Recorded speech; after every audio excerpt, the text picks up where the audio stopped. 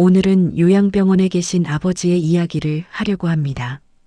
들어보시고 공감되시면 좋아요 하나, 구독 잠깐 눌러주세요.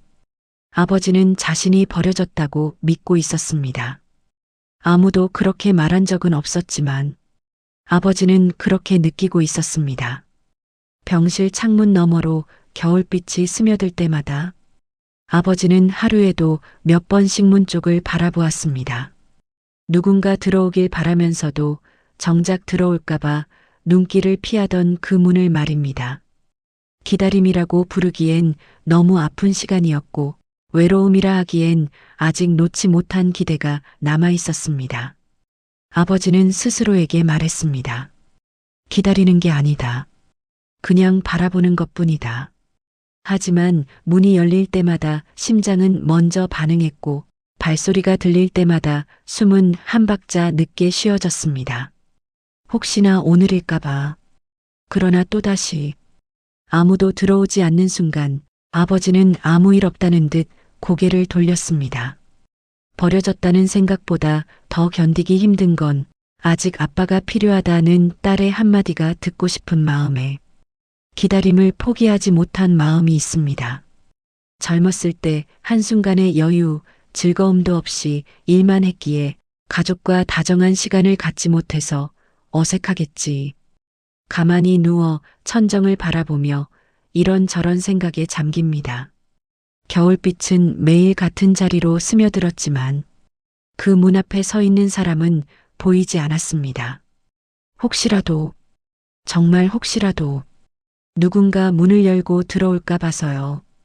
하지만 문은 열리지 않았고 아버지는 스스로 결론을 내려버렸습니다.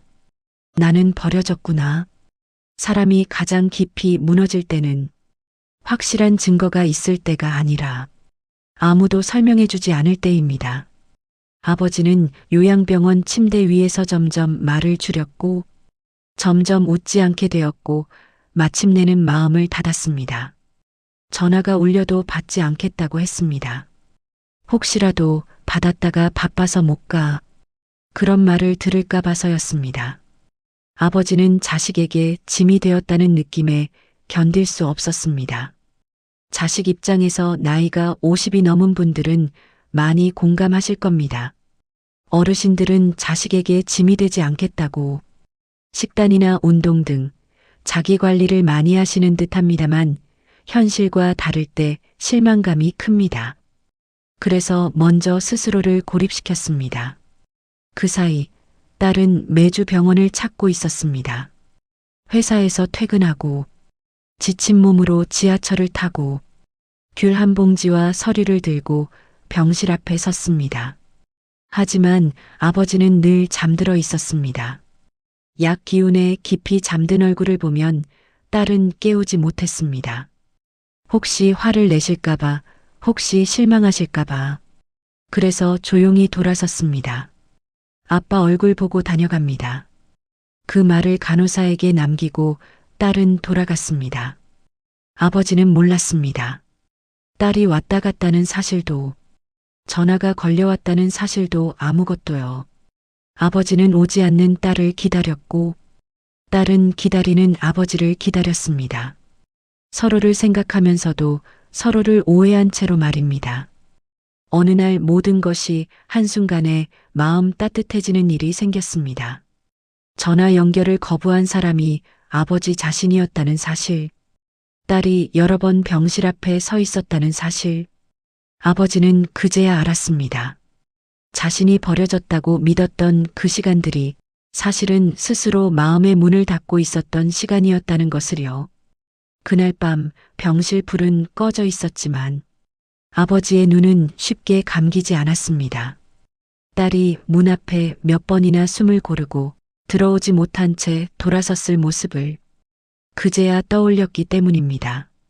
아빠, 부르지도 못했을 그 목소리가 조용히 가슴을 두드렸습니다. 목끝이 아려왔습니다. 딸이 오지 않은 게 아니라 자신이 밀어냈다는 사실을 아버지는 알았습니다. 자존심이라는 이름으로 상처받기 싫다는 이유로 먼저 포기해버린 사람이 바로 자신이었다는 것을요. 다음 날 딸이 다시 병실 문 앞에 섰을 때 이번엔 달랐습니다. 아버지는 처음으로 전화기를 손에 꼭 쥐었습니다. 그리고 아주 작은 목소리로 말했습니다. 들어오너라. 그 한마디에 딸은 고개를 떨군 채 울었고 아버지는 눈을 감은 채 울었습니다.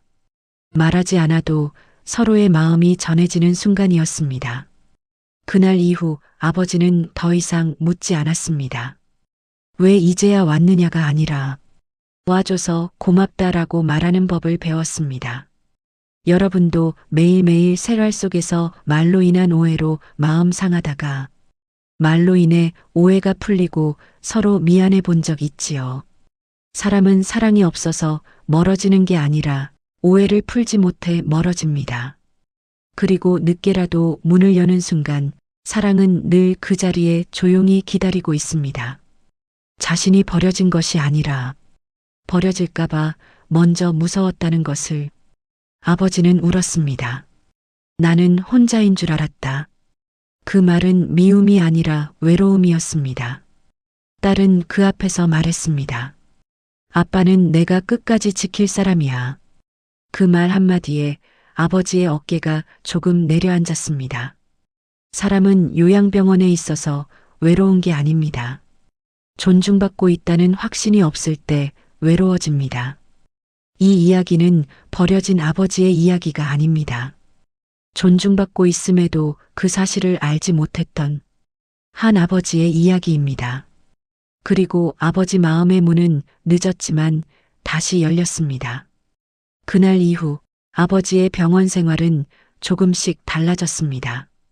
아침이면 창문을 열어 햇살을 맞고 간호사에게 먼저 인사를 건네며 오늘도 고맙습니다. 라는 말을 잊지 않았습니다.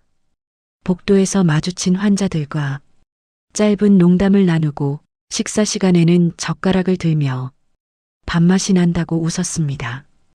딸의 전화 한 통에도 하루가 환해졌고 기다림은 외로움이 아니라 기쁨이 되었습니다. 아버지는 말씀하셨습니다. 여기가 내 마지막 쉼터라면 밝게 지내고 싶다고. 닫혀있던 마음의 문이 열리자 병원은 더 이상 외로운 공간이 아니라 사람 냄새 나는 하루의 터전이 되었습니다.